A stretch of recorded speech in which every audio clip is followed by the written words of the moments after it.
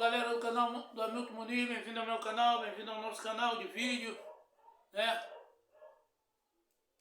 Em jogo fraco tecnicamente, Vasco e Guarani ficando no empate. Vasco 0, Guarani 0, né? Um resultado que não é tão bom para o Vasco. O Vasco, se chegasse a vitória, o Vasco ia ficar ali na segunda colocação, né? Ia brigar pela primeira colocação já na próxima rodada. O Vasco, ele se mantém ali em quarto lugar com esse empate. O jogo foi muito fraco tecnicamente, né? Mas antes de continuar aqui nos comentários, quero que você, né, que ainda não é inscrito no meu canal, tem um botãozão vermelho aí escrito assim, inscreva-se, vai lá, inscreva-se no meu canal, ative o sininho da notificação em todas, dê o seu like, o seu joinha, comente, né, que o seu comentário, o seu like é muito importante para o crescimento do meu canal. E para você que já é inscrito no meu canal, comente, dê o seu like, né? Porque o seu like e o seu comentário, conforme eu já disse aqui, é muito importante o crescimento do meu canal, né? O Vasco jogou em Manaus contra o Guarani. O mando de campo era do Guarani de Campinas, mas o estádio do Guarani, o Brinco de Ouro da Princesa, está reformando o gramado e botando a grama para inverno. O Guarani decidiu levar o jogo lá para Manaus, né? E o Vasco como estivesse jogando em casa, porque os torcedores do Vasco compareceram em massa para incentivar o Vasco, empurrar o Vasco rumo a mais uma vitória, né, no Campeonato Brasileiro. Mas infelizmente foi um jogo tecnicamente muito fraco. Os dois times não entregaram aquilo que os torcedores esperavam, principalmente da parte do Vasco, né? Que os torcedores do Vasco lá em massa esperavam que o Vasco viesse a jogar bem, porque o Vasco vem de 2 vitórias consecutivas no Campeonato Brasileiro, né? E já está ali no pelotão dos 4 colocados que sobem, né? Dos 4 primeiros que sobem a primeira divisão. Mas não, o Vasco hoje sentiu muita falta do Nenê, porque o Nenê não jogou o Bruno Nazário no lugar dele, né? Na armação da jogada ali. E o Bruno Nazário é aquele jogador que é o jogador vagalume, que acende e apaga. Ele faz uma boa partida e depois faz outra partida mal. Mas como ele não vem jogando, eu creio até que por isso ele não jogou bem, não fez uma boa partida, porque ele sentiu o ritmo de jogo, né? Está muito tempo sem jogar, ele entra pouco no jogo do Vasco, né? Hoje até estranhei porque a opção do Zé Ricardo foi o Bruno Nazário. Para mim ele ia colocar o Palácios, ia entrar com o Palácios já no primeiro tempo, ia botar o Peck para armar o time, né? Empurrar o Peck um pouquinho para dentro de campo, não. Ele entrou com o Bruno Nazário no lugar do Nenê e continuou com a armação tática, deixando o Peck na esquerda, o Figueiredo na direita e centralizado o Raniel, né? O que eu falo?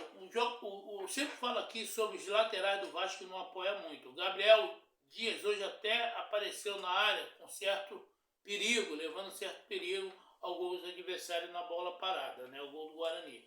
Mas eu falo sempre o seguinte, se os laterais do Vasco apoiassem um pouquinho mais, ele ia ajudar um pouquinho os homens da frente.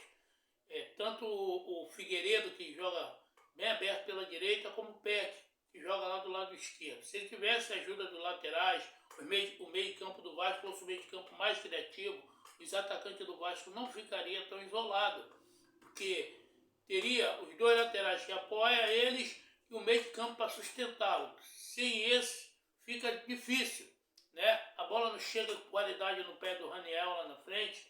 O Raniel é um jogador que se mexe pouco, fica muito preso entre os zagueiros, já venho falando isso há muito tempo aqui no meu comentário, né? E o Peck, que joga, né, com a perna do lado esquerdo, ele não tem o apoio do Edmar, não tem a chegada de um jogador de meio de campo que possa ajudar a ele ali, daquele lado também. Mesma coisa acontece com o Figueiredo do lado direito, né? hoje aos 20 e poucos minutos do primeiro tempo, o Zé Ricardo ele fez uma modificação tática dentro da partida, mas ele esperava dar o resultado, ele trouxe o Peck para o lado direito e botou o Figueiredo do lado esquerdo para ver se ele conseguia confundir a marcação do Guarani. Mas mesmo assim o Vasco não produziu nada no primeiro tempo, né? O Guarani também não produziu, era um jogo de intermediário, não causando muito problema para os dois goleiros, tanto o Kolinski, né, como o goleiro do Vasco não tiveram muito trabalho no primeiro tempo e a partida ficou 0-0 no primeiro tempo, né? E a partir do segundo tempo, a partir dos 12 minutos, o Ricardo começou a mexer na equipe, ele tira o Bruno Nazário, coloca o Palácio. O Palácio é um jogador que sempre dá muita agressividade ao time do Vasco, ele é um jogador que ele põe em ritmo, ele bota a correria, ele faz uma fumaça dentro da partida, mas hoje também ele não entrou bem, né? O Peck foi jogar mais próximo ali, na entrada do Palácio, o Peck foi jogar mais próximo ali do Raniel. O Raniel ainda se mexeu um pouquinho no segundo tempo, foi buscar um pouco a bola, tanto do lado direito como do lado esquerdo, mas aquilo que eu falo, não tem qualidade. A bola tem que chegar no pé do atacante com qualidade. E o Vasco hoje depende muito do Nenê. O Nenê está com 40 anos, é um cara já veterano, mas se ele não jogar, ele faz um pouco de falta, porque o Nenê é esse cara que leva a bola com qualidade para os jogadores de frente do ataque do Vasco. É o cara que ainda pensa o jogo no time do Vasco. É o cara que dá um passo mais profundo, é o cara que dá um drible, é um cara que chama o time para jogar, que chama a responsabilidade para ele, que hoje o Vasco não teve esse jogador. Então ele vai começar a mexer no time, bota o Isaac, ele bota o Getúlio, né?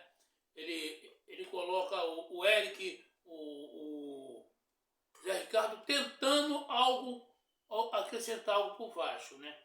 E já no final dos 10 minutos finais, os dois times começam a querer jogar. E o Vasco teve 3 oportunidades, né? Todas elas de cabeça. Uma com o Peck, que o goleiro fez uma boa defesa, outra com Gabriel Dias, uma com Getúlio, que a bola bateu nas costas do Getúlio e quase entra no canto, né, direito do goleiro, onde o goleiro do Guarani fez uma grande defesa. E o Guarani, por sua vez, teve uma bola no contra-ataque, no pé do Nicolas Careca, que chutou rasteiro, mas o Thiago Rodrigues estava bem, né, colocado e conseguiu segurar. Né? Uma partida, né, a meu ver, muito fraca. Os dois times poderiam ter entregado mais. O Vasco, né, poderia ter dado um presente à sua torcida, chegasse à vice-liderança do Campeonato Brasileiro, para ficar mais na frente, para ficar mais confortável e não vencer o jogo. O Guarani, que vinha de 3 vitórias e 1 empate, também não apresentou muita coisa e o jogo só caminhou para o 0-0, né? Essa partida jogada lá em Manaus, o próximo jogo do Vasco vai ser em São Januário. E São Januário é diferente. São Januário tem uma acústica diferente, né? O Vasco fica mais à vontade dentro do seu estádio, a torcida apoia. Por mais que hoje tivesse apoio da torcida lá em Manaus, não é o mesmo calor que o Vasco sente em São Januário.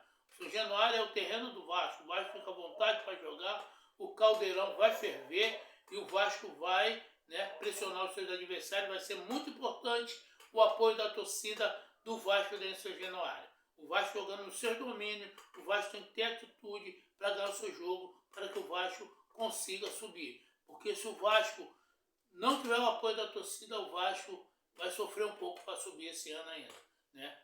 Você aí, que gostou do meu comentário, botãozão vermelho aí, se inscreva-se, vai lá, aperte esse botão vermelho aí, inscreva-se no meu canal, ative o sininho da notificação em todas, porque toda vez que eu fizer um vídeo aqui no meu canal, o notebook vai, o YouTube vai notificar você que tem vídeo novo no meu canal.